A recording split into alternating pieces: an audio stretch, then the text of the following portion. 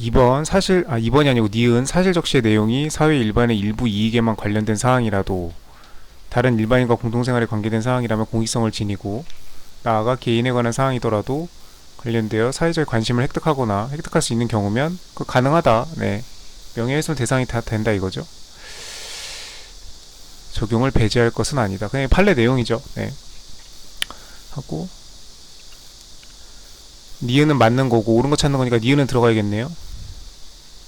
이렇게 찾아가지고는 뭐 디귿 객관적으로 피해자의 사회적 평가를 저하시키는 사실에 관한 발언이 보도 소문이나 제3자 말을 인용하는 방법으로 단정적인 표현이 아닌 추측의 형태로 표현된 경우 표현 전체의 취지로 보아 사실이 존재할 수 있다는 것을 암시하는 방식으로 이루어졌다면 사실을 적시한 것으로 볼 수 없다. 암시하는 형태로 해도 사실을 적시한 것으로 볼 수 있다고 했죠. 뭐 이런 거는 다 판례 내용들이죠.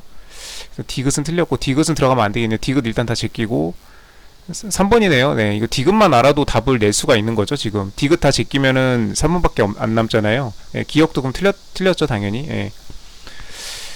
그래서 니은, 리을, 미음이 맞았던 거고, 그렇죠. 이렇게 이런 박스형 문제들은 어떤 특정 하나만 제대로 알아도 이렇게 답을 소거하거나 이렇게 해서 충분히 이렇게 하는 경우가 많기 때문에, 네, 현실적으로 많기 때문에, 그렇죠. 암시하는 방식으로 이루어졌다면 사실을 적시한 것으로 볼 수 없다. 아니죠. 이렇게 하는 경우도 저기 한다고 판례 있죠. 디귿만 확실히 알았으면은 답 확실히 낼 수 있었고요. 리을도 저기 차례대로 볼게요. 명예훼손죄 비방할 목적은 공공의 이익을 위한 것과는 그저 상반되죠. 그렇기 때문에 공공의 이익에 대한 목적이 인정이 되면은 다소 그 어떤 그 검은 속내가 있다고 하더라도 일단은 주된 거는 공공의 이익에 대한 거기 있으니까 그러면은 저기 그 속에 있는 그런 그 조그마한 그 사적인 의도, 그 상대방을 엿먹일 의도 이런 것들은 조금 그냥 넘어가겠다 이거죠. 특별한 사정이 없는 한 비방의 목적은 부인된다. 판례 내용이죠 이런 거. 리을은 맞고 명예훼손죄의 공연성에 관해 확립된 법리로 장착된 이른바 전파 가능성. 공연성, 전파 가능성이 같이 가죠. 지금 기억이랑 상충되죠 지금. 전파 가능성이 있으면 공연성이 인정돼야죠. 이거를 뭘 금지하는 유추 해석이라고 하니까 말이 안 된다는 거죠. 공연성, 전파 가능성 이렇게 정보통신망을 이용한 명예훼손뿐만 아니라 공선법상 후보자 비방죄 공연성 판단에도 동일하게 적용된다. 다 판례 내용이죠. 네, 다 판례 내용이고, 그렇죠. 그래서 니은, 리을, 미음이 답이었고요. 15번.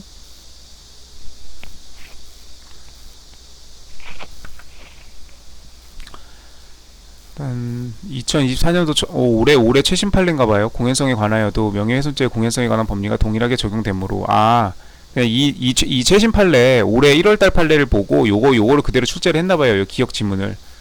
모욕죄의 구성 요건이 공연성에 관하여도 명예훼손죄의 공연성에 관한 법리가 동일하게 적용된다. 이거는 모욕죄의 공연성인데 모욕죄 명예훼손 비슷하죠. 네, 공연성 이게 같은 법리에 적용된다는 거고 다수인에게 전파할 가능성이 객관적으로 인정되는 경우에는 공연성을 인정할 수 있지만 그쵸? 네. 전파 가능성이 인정되면 공연성 인정한다. 네, 맞죠? 전파 가능성이 있으면 공연성 인정한다. 이게 뭐 불리한 유추 해석 이런 거 아니라는 거죠. 기억 잘못됐다. 좀 필수적이다. 뭐 올해 판례가 있었고요. 2020년도 이것도 전원합의체 판례네요. 오히려 특정 소수에게 전달한 경우에도 전파 가능성이 이렇게 인정이 되면은 실질적 공연성 판단에 부합하고 전파 가능성으로 공연성을 같이 판단한다는 거죠. 공연성의 범위를 제한하는 구체적인 기준이 될 수 있다. 그리고 이거 정보통신망법 공연성 다 동일하게 적용된다. 아까 공직선거법 후보자 비방죄도 마찬가지죠. 네. 대체적으로 다 최신 판례들이네요. 다. 그 다음에 2022년도 판례 이건 또 뭔가 하고 봤더니 공익성을 지니고 개인에 관한 사항이더라도 공공의 어떤 이런 거 관련이 있고 또 사회적 관심이 이렇게 획득이 된 경우면은 뭐 이게 꼭 직접적으로 뭐 그렇게 하지 않아도 310조 공공의 이익에 관한 것일 때는 그 벌하지 아니한다. 뭐 있죠? 위법성 조각사유 있죠? 310조. 이게 그 군형법에는 없지만 군형법에도 적용한다고 했고요. 똑같이 규정이 없더라도 유추 적용한다고 했고, 그러니까 군형법 사안에서도 공익에 관한 사항이면은 이렇게 위법성 조각 사유가 인정된다 이거죠. 그것도 최신 판례 있었고, 아무튼 뭐 헤아려 공공의 이익과 관련된지 판단해야 된다. 네, 뭐 전원합의체 뭐 있습니다. 그리고 또 2024년도 2월 또 최신 판례가 있네요. 명예훼손. 사회적 평가를 저하시키는 사실에 관한 표현의 내용의 소문이나 제3자의 말, 기사화하는 것을 형태로 표현되었지만 사실이 존재할 수 있다는 것을 암시하는 방식으로, 여기 좀 띄어쓰기, 이렇게 암시하는 방식으로 이루어진 경우에는 사실을 적시한 것으로 본다. 여기 이제 암시하는 방식으로 이루어졌다면 사실을 적시한 것으로 볼 수 없다. 결론 틀리게 해놨죠. 네. 올해 최신 판례네요. 2024년도 2월 판례. 네. 암시된 사실 자체를 기준으로 살펴봐야 된다. 네. 그리고 뭐 이게 2월달에 최신 이게 처음으로 나온 게 아니고 여기 지금 2008년도 판례에서 이미 나왔던 거를 이제 2024년도 2월달에 또 이거를 판단할 그 사건이 대법원까지 올라왔기 때문에 이때 판례를 인용하면서 또 이걸 한 번 더 해준 겁니다. 네.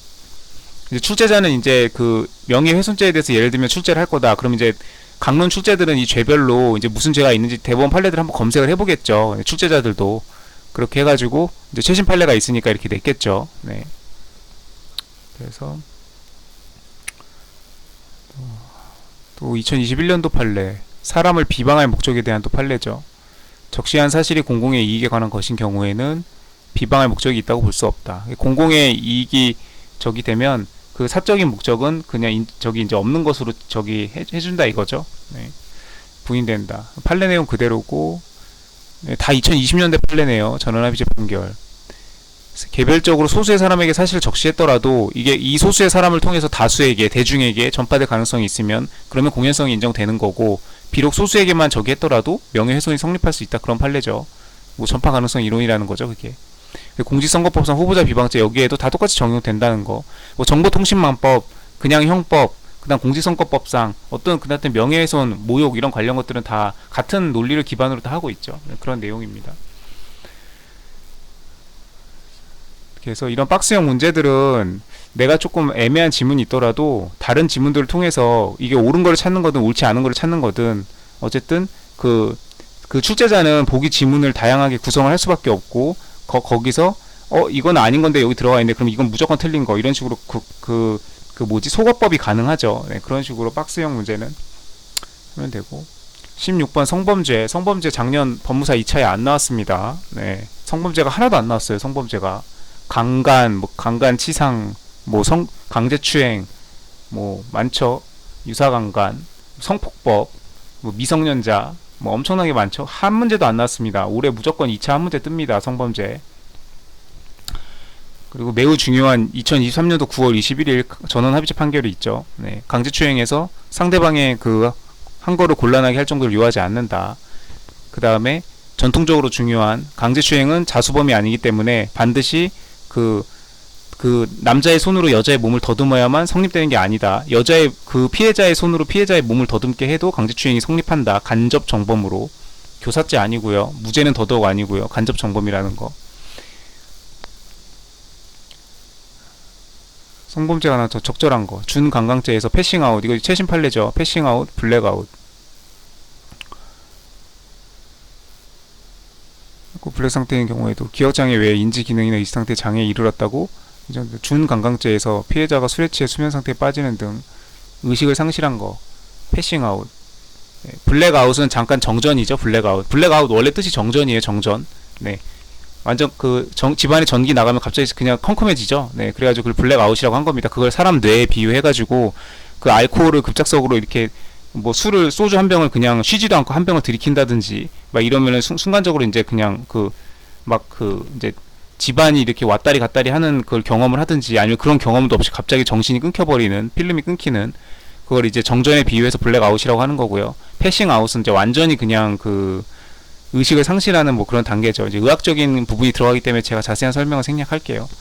아무튼 패싱아웃, 블랙아웃 상태인 거 이거 판례고, 기억 장애 외에 인지 기능이나 의식 상태에 이르렀다고 인정된다. 이거는 패싱아웃이죠. 예, 블랙아웃 상태에서는 이런 것까지는 아니다.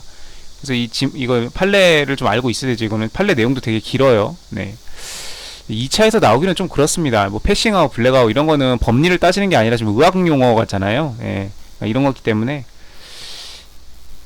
그래서 아마 이렇게 2차 시험에다가 이런 거를 내진 않을 겁니다. 이런 패싱아웃과 블랙아웃이 뭔지 이런 거를 논술해라. 이런 건 좀 웃기죠, 조금. 예. 법리를 따져야 되는 법 시험에서 조금 이런 거를 내기는 좀 그래요. 아무튼 1번 아니고